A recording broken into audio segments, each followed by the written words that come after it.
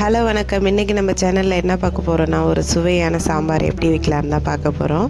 அதுக்கு நான் ஒரு குக்கரில் ஒரு கைப்பிடி அளவுக்கு துவரம்பருப்பு எடுத்திருக்கேன். இது கூட நீங்கள் பைத்தம்பருப்பு கூட சேர்த்து செய்யலாம். நான் இன்றைக்கி துவரம்பருப்பு தான் சேர்த்துருக்கேன். இது கூட ஒரு வெங்காயம் கட் பண்ணது சேர்த்துருக்கேன், ஒரு தக்காளி கட் பண்ணது, ஒரு 2 பச்சை மிளகாய். இது எல்லாத்தையும் சேர்த்துட்டு எப்போதும் பருப்பு முழுகிற அளவுக்கு நம்ம தண்ணி வச்சுக்கணும்.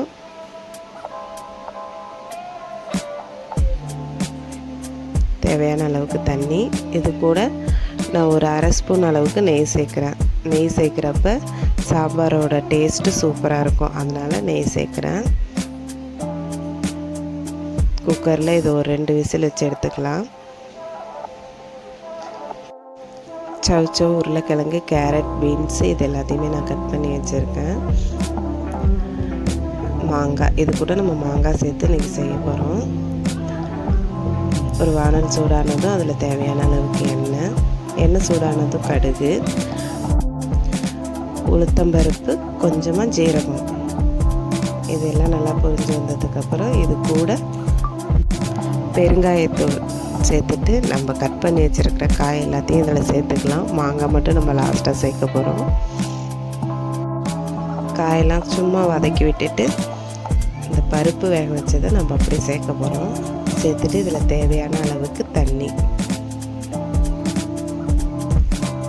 மிளகாய்த்தூள் சேர்க்குறேன். இது கூட உப்பு சேர்த்து குழம்பு நல்லா நம்ம கொதித்து வரணும். சாம்பார்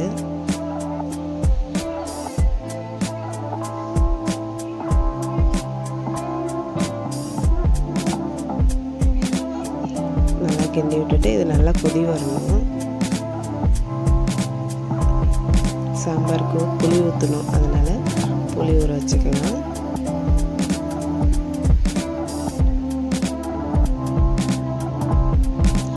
நான் ஒரு 1/2 ஸ்பூன் அளவுக்கு மஞ்சள் தூள் சேர்க்குறேன். மஞ்சள் தூளுக்கு வந்து சாம்பாருக்கு ஒரு நல்ல கலர் கொடுக்கும், அதனால். பாருங்கள், சாம்பார் நல்லா கொதிச்சு வந்துட்டுருக்கு.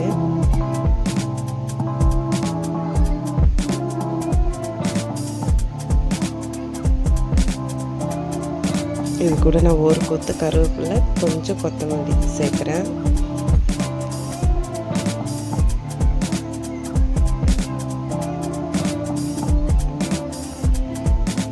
நல்லா கொதித்து வரப்பே நல்ல ஒரு வாசமாக இருக்கும். இந்த அளவுக்கு கொதித்ததுக்கப்புறம் மாங்காய் சேர்க்கலாம். மாங்காய் கொஞ்சம் காயாக இருந்ததுன்னா நீங்கள் ஆரம்பத்துலேயே வந்து குழம்பு ரெடி பண்ணுறப்பே நம்ம சேர்த்துடணும். நான் கொஞ்சம் பழுத்த மாங்காய் சேர்க்குறேன், அதனால் நான் லாஸ்ட்டாக சேர்த்துக்கிறேன். இப்போ புளி ஊற்றிடலாம்.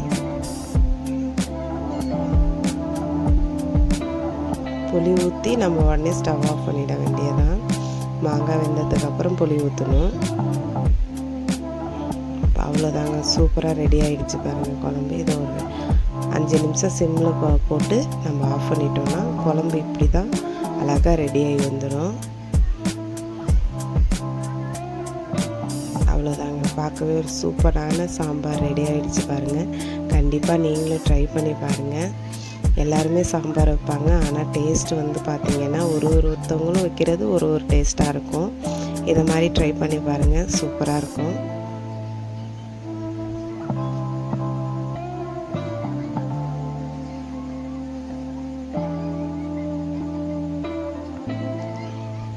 அவ்வளோதாங்க, நாளைக்கு இன்னொரு வீடியோவில் சந்திக்கலாம்.